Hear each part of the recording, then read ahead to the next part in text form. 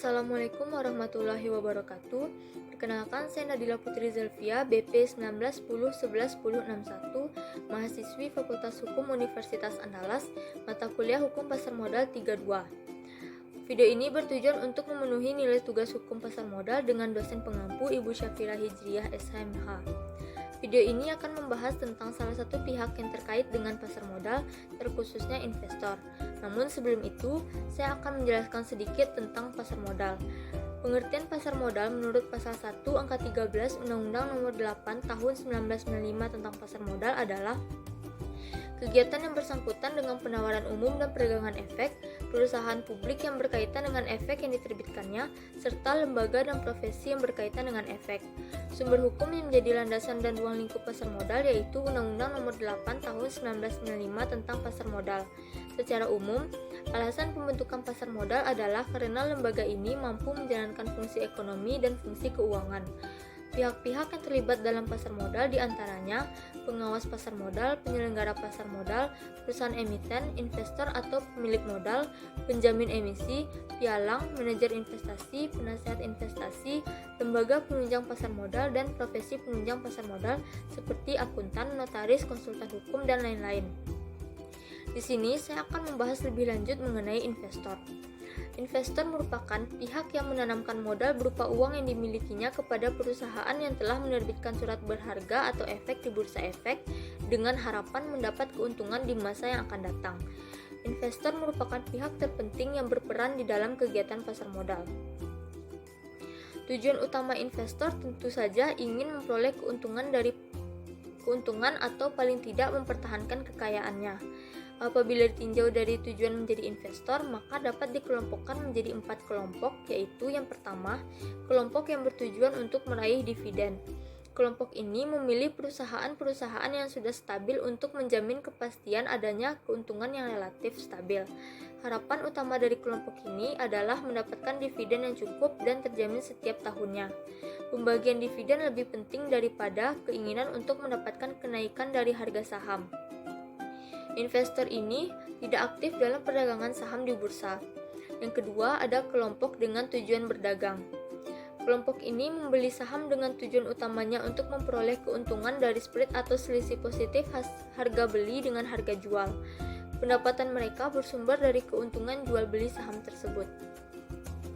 Yang ketiga, ada kelompok yang berkepentingan dalam pemilikan perusahaan. Yang terpenting bagi kelompok ini adalah keikutsertaan mereka sebagai pemilik perusahaan dan mereka cenderung memilih saham perusahaan yang mempunyai reputasi telah teruji. Kelompok ini biasanya berasal dari golongan menengah yang kehidupannya sudah mapan dan tujuan utama mereka adalah untuk investasi jangka panjang. Yang keempat, kelompok spekulator. Kelompok ini lebih tertarik pada saham-saham perusahaan yang baru dan belum berkembang, tetapi diprediksi akan berkembang dengan baik. Spekulator mempunyai peranan untuk meningkatkan aktivitas pasar dan meningkatkan likuiditas saham. Dalam hal ini memang diperlukan keberanian mengambil risiko atau high risk high return.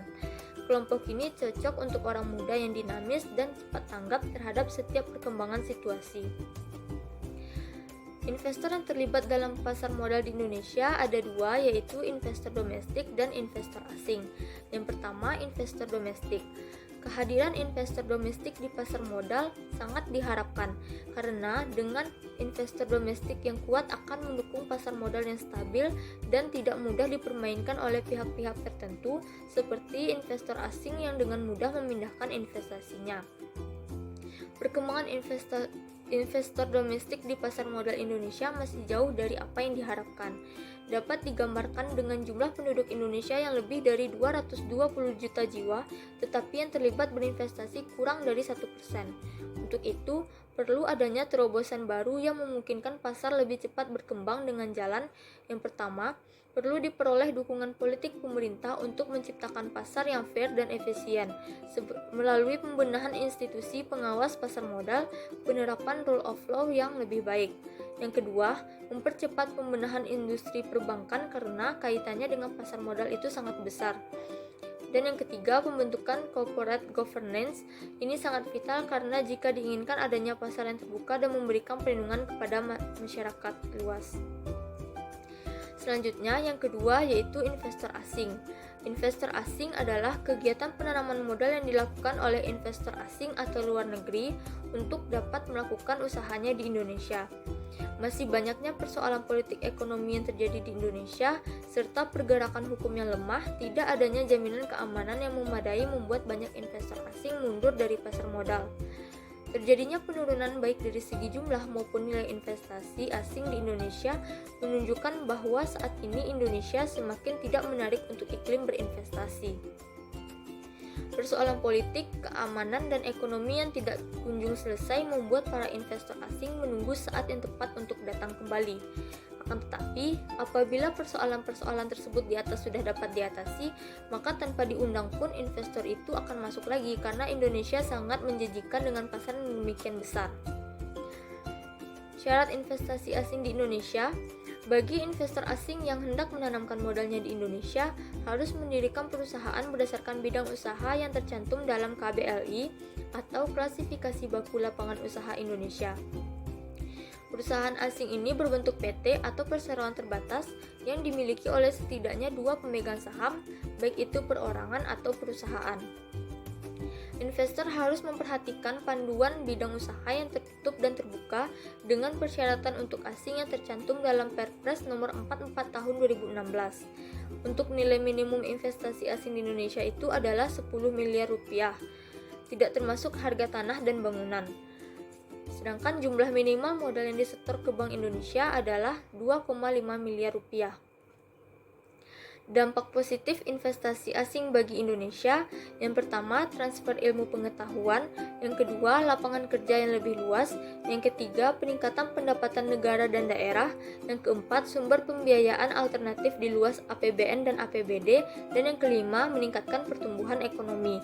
Sedangkan dampak negatif investasi asing di Indonesia ada dua, yang pertama ketergantungan ekonomi dengan negara lain, dan yang kedua eksploitasi sumber daya alam dan kerusakan lingkungan.